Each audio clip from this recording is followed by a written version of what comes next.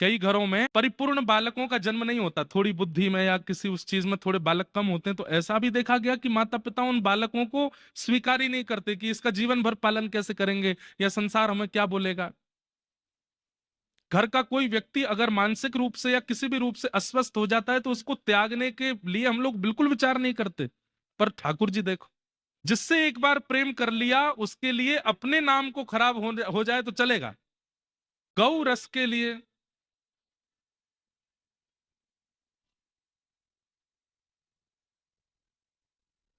ठाकुर जी गौ रस के लिए स्वयं को माखन, ठाकुर जी ने माखन क्यों चुराया पता है आपको? क्योंकि कंस ने, जैसे आजकल भारत पर टैरिफ लगाए जा रहे हैं ना, टैक्स लगाए जा रहे हैं, ऐसे ही कंस ने ब्रजवासियों के ऊपर टैक्स लगा दिया था। कोई भी ब्रजवासी एक नियमित है, एक एक सीमित है, इससे ज्यादा मक्खन अपने पास नहीं रख सकता, दूध नहीं रख सकता, दही नहीं रख सकता। भले ही उसके पास 5,000 गायें हैं, 10,000 गायें हैं, बाकी का क्या करना पड़ेगा? बोले कंस के यहां जाकर के जमा करवाना पड़ता है। इतना अत्याचार कंस का।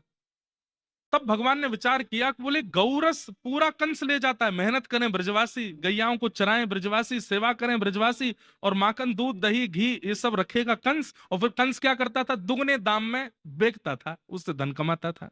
तब ठाकुर जी ने विचार किया कि जब चोर आकर के सब चुराई ले जाएंगे तो फिर कंस के यहाँ जमा क्या होगा? कुछ भी नहीं। बोले और कहीं से कहां से चोर बुलाए, हम ही बन जाएंगे। और लेकर के बाल गोपाल चौर प्रचार प्रसार मंडल, अपनी पूरी मंडली तैयार करी और घूम घूम करके जहां जहां मिला वहां से खूब मक्खन उठा उठा के पाए। क्यों? कंस को ना भेजना पड़े, क्योंकि कंस के सैनिक आते थे देखने के लिए घर में, देखने के लिए घर में, तो हर घर में देखते थे कहीं मटकी फूटी पड़ी है, कहीं मक्खन फैला पड़ा है, कहीं दही उछल गई।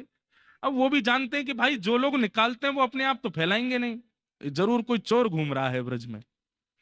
और कंस के यहाँ खपत कम होने लगी, दूध घी दही मक्खन आदि की।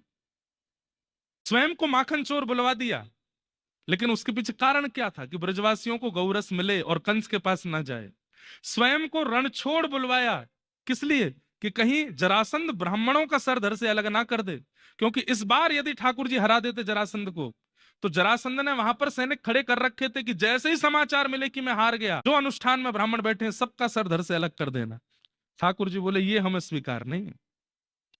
और भले ही दुनिया बोले रण छोड़, दुनिया बोले कायर, हम भागेंगे। ब्राह्मणों की सेवा, गौ ब्राह्मण शिक्षा नारी, इनके सम्मान के लिए ठाकुर जी ने क्या नहीं किया।